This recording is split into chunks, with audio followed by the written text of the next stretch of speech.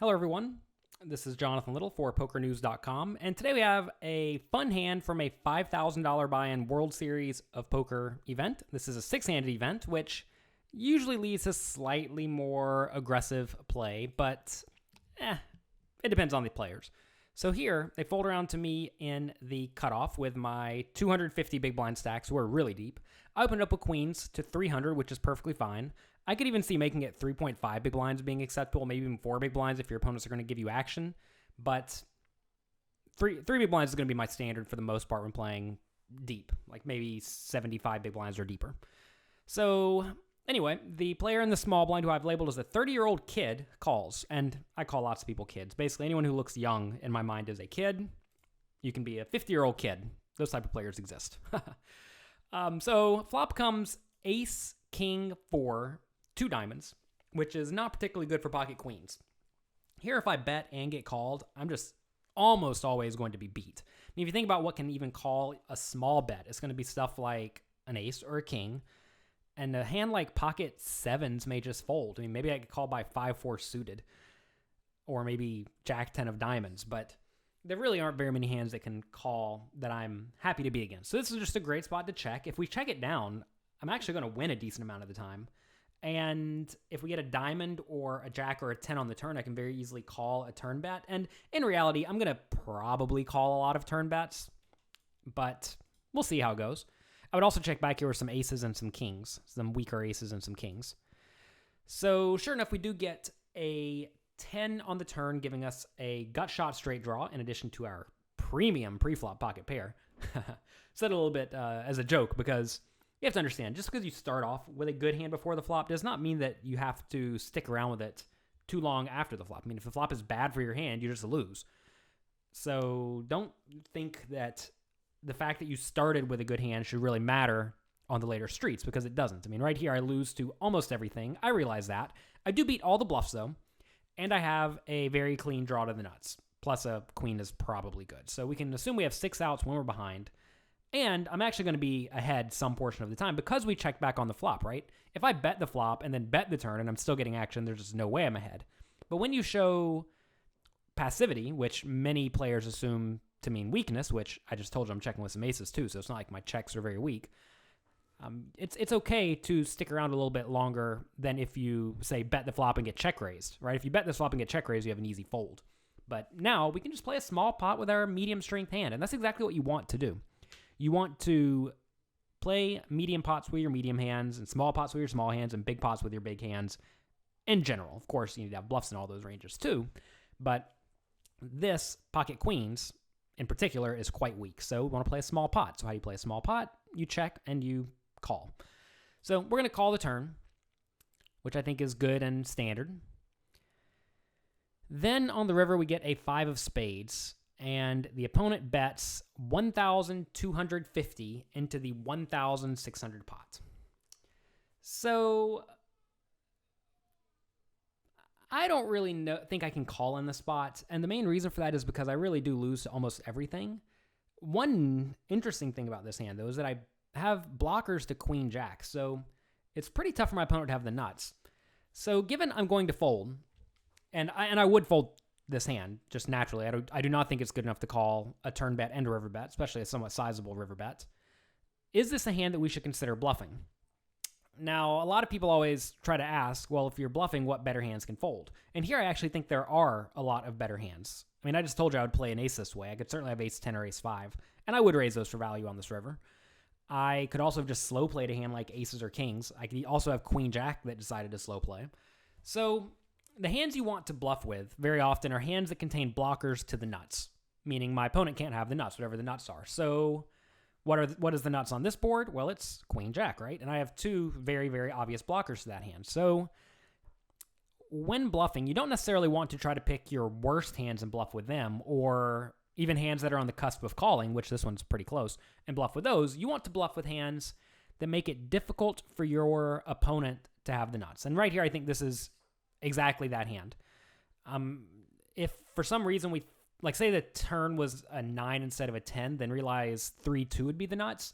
That's a little bit of a different scenario because the small blind virtually never has 3-2.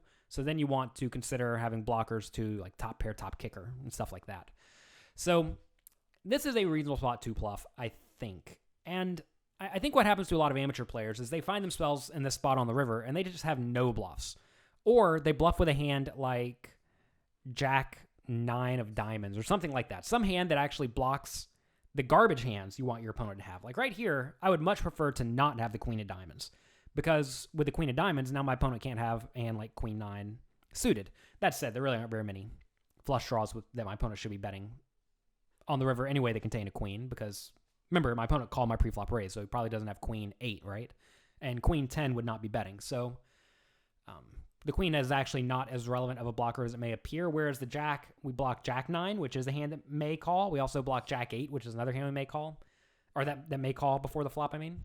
So this is a pretty good bluffing hand, and if you want to have bluffs in your range, which you certainly should if you're playing in a $5,000 buy-in World Series event against presumably a decent player, you have to look for them.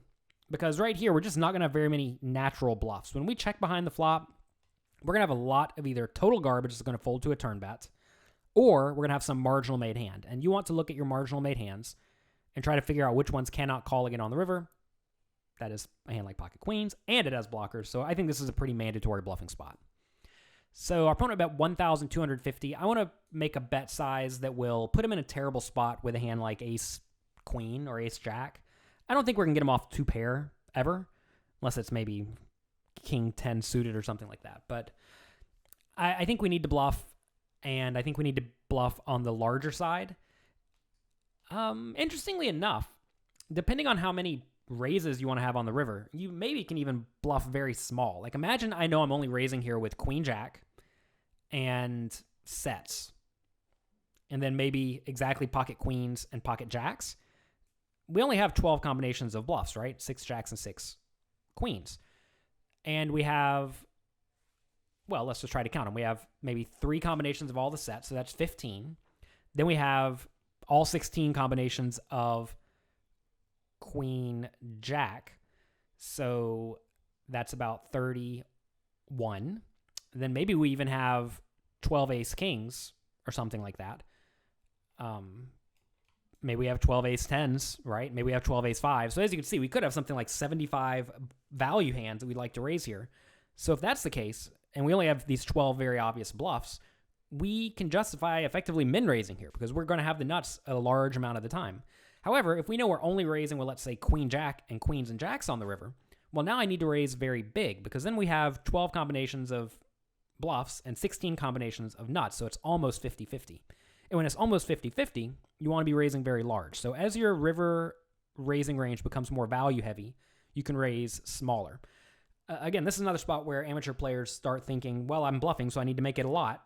But that's not really what you're trying to accomplish against good players. You're trying to be balanced, unless you know how to exploit them. And, like, for example, if you know your opponent's always going to call a river min raise, well, then your play is easy, right? You raise big with your bluffs and small with the nuts. But it's very hard to know that, especially against good, competent people. And I don't know who my opponent is in this hand, but I'm going to assume he's good and competent if he's 30 years old and playing a $5,000 buy-in tournament. So I like this play. I think it's nice. Let me know what you think. Let's see if it works. It does work, and we win the pot. So pretty fun hand. When you're playing in this way, one more thing before we wrap up this video, make sure that you actually would play the hands you're representing for value in this manner. So make sure you actually would check back the flop with queen jack, which I would. The one sticking point here is, would I raise the turn with queen jack? Ooh, maybe. And if that's the case, then now all of a sudden, perhaps I just should not have any river raises, because maybe I bet the flop with all the sets, maybe I raise the turn with all the sets, and then my value hand is like pocket 5s and that's it, right? And then we just have way too many bluffs if I'm only raising pocket 5s and queens and jacks. Your bluff range, assuming you're trying to be balanced, should never be higher than the value range. So if we have 6 value hands and 12 bluffs, well, then our opponent can call with anything, right? Well, anything that beats my bluffs. So that's going to be it for this video. Let me know what you think.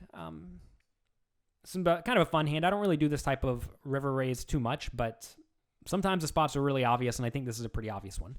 Thank you very much for watching. If you enjoyed this, definitely let me know on Twitter @JonathanLittle, and I will be back next week with another fun poker hand.